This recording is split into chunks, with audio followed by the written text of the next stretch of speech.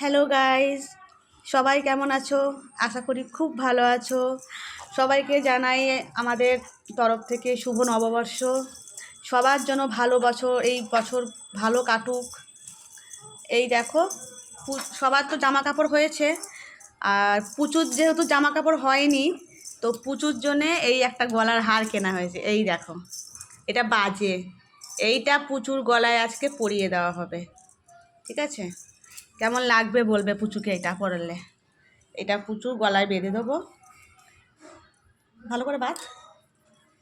ও দেখছো যা করছে, ও ভাবছো আমাকে কি পরাচ্ছে রে, আমাকে গলার হার পরিয়ে দিচ্ছে একদম সোনার ঝুমঝুমিওয়ালা হার।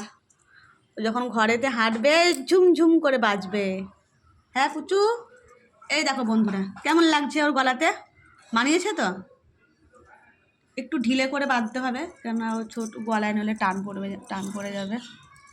এই দেখো, কিন্তু ও তো মুখে দিতেই ব্যস্ত। পুচু, এই যে তুমি কি পরেছো? এটা গলার হার পরেছো? দিচ্ছে ওটা।